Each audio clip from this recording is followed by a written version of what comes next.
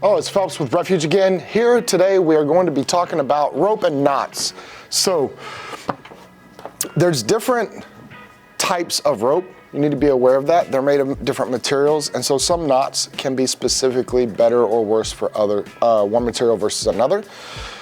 Keep that in mind, but most of what we're going to talk about right here would apply to any of your cylindrical ropes, right? So not necessarily webbing. You can secure rope when it's not in use a couple of ways. You can simply tie one of the loose ends as a what's called granny knot around this, and that'll hold it in kind of a circular loop like that. But I prefer to wrap around the cords, pulling this last section back through that loop, which creates like a little handle that you can hang the rope with. Once you've wrapped it around and around and around, just pull it up there, slide that tight, and you can hang this. Very good for storage. One of the most useful knots you can have in your repertoire for any time you need to make a loop at the end of a piece of rope, or even in the middle, I'll show that next, that doesn't collapse down on itself and also doesn't expand. So a set size loop. We'll take this, create what's called a bite. Anytime you fold this over like that, that is a bite in the rope. And we'll take what we call the working end, and then we will loop it up to where this passes over itself like that.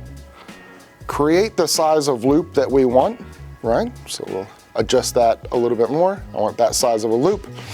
I run it down into, I run it through this hole, around the back of this rope, and back up through that same hole. The important thing being that both ends of this are inside of this loop. Then you tighten it down, and you have a bowline knot. So it will not expand wider, and it will not collapse down. So this is very good for anytime you have to hook around something or you're moving something with this rope. That same knot can be used in the middle of a piece of rope.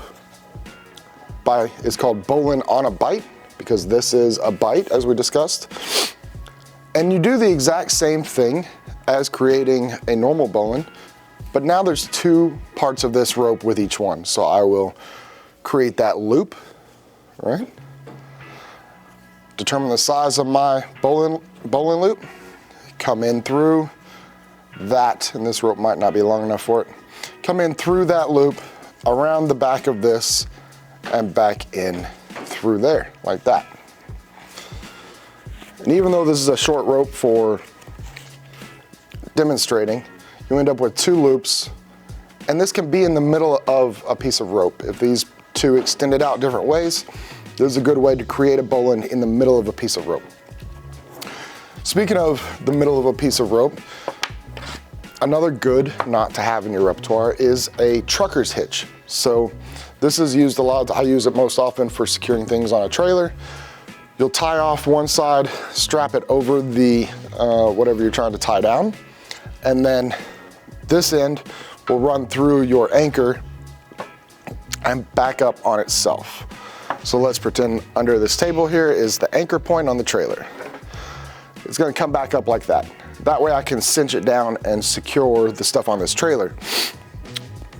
I simply fold this over and then fold it again, and I'm trying to pull this rope through to create a slip there that slips on this side. So this side runs across the load that you're trying to tie down and is static. And this side that is tied to this anchor point is the working end. We then run this rope back through that, and you can crank down on that to tighten it down. There's a modified version of this that can come in handy as well, where once we've made that first loop and we're gonna double it over again to pull this through, before we pull that through, I'll use this, before we pull that through, we'd lay our working end on top of it like that. And it traps it in that slip so that I can pull on that again, and I can create more layers of mechanical advantage there. So instead of just how much you can pull or tripling how much you can pull, you can do up to 5 times what you could pull manually. So those are some very useful knots. There are other unique knots if you're dealing with something like webbing, perhaps like the water knot. We teach that in class.